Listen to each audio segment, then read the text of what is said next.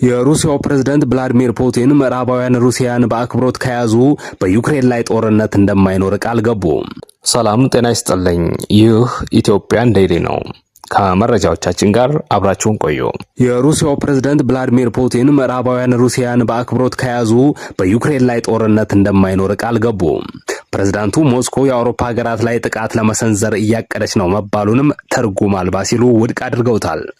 ፑቲን ይህን ያሉት የ4 ሰዓት ተኩል ገደማ ርዝመት ባለውና በቴሌቪዥን በተላለፈ ዝግጅት ላይ ከጋዜጠኞችና ከማህበረሰቡ ለቀረበላቸው ጥያቄዎች ምላሽ በሰጡበት ወቅት ነው።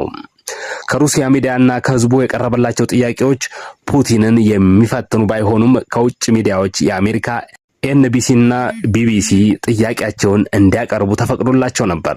በፕሮግራሙ ላይ የቢቢሲው ስቲቭ ሮሰንበርግ ሩሲያ ዩክሬን ላይ ሙሉ ወረራ በፈጸመችበት ወቅት ፑቲን የተጠቀሙትን ቃል በመጠቀም ልዩ ወታደራዊ ኦፕሬሽን ይኖር እንደሆነ ጠይቀዋቸው ነበር።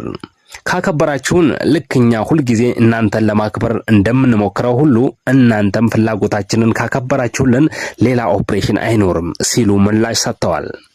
በዚህ ወር መጀመሪያ ላይም ፑቲን ሩሲያ ከአውሮፓ ጋር ጦርነት ለመግጠም እያቀደች እንዳልሆነ፣ ነገር ግን አውሮፓውያን ከፈለጉ ዝግጁ እንደሆነች ተናግረው ነበር። ፕሬዝዳንት ፑቲን አርብ ዕለት በነበራቸው ዝግጅት ከቢቢሲ የሩሲያ አርታኢ ለቀረበላቸው ጥያቄ ሲመልሱም ልክ ኔቶ ምስራቃዊ ክፍል መስፋፋት ላይ እንዲኖር እንደደገፈው ካላታለላችሁን በዩክሬን ላይ ሌላ ወረራ አይኖርም ብለዋል። ፑቲን እንደ አውሮፓውያኑ 1990 ሶቪየት ህብረት ከመፈራረሷ በፊት በወቅቱ የሶቪየት ህብረት መሪ ሚካኤል ጎርባቾቭ ደግፏል ሲሉ ኔቶን ይወቅሳሉ። በኋላ ላይ ግን ጎርባቾቭ ይህንን አስተባብለዋል። በርካቶች በተገኙበትና በቀጥታ በተላለፈው በአርብ ዕለቱ ዝግጅት ላይ ፑቲን ክሬሚያን ጨምሮ የተያዙትን የዩክሬን ግዛቶች የሚያሳይ ሩሲያ ሰፊ ካርታ ከጀርባቸው ታይቷል። ፑቲን ከዚህ ቀደም በተደጋጋሚ የዩክሬንን ጦርነት በሰላም ለማቆም ዝግጁና ፈቃደኛ መሆናቸውን ቢገልጹም እንዲሳካ ያሳዩት ጥረት ግን ትንሽ ነው። አሁንም እንደ አውሮፓውያኑ በ2024 ባደረጉት ንግግር ላይ ያነሷቸውን መርሆች ደግመውታል።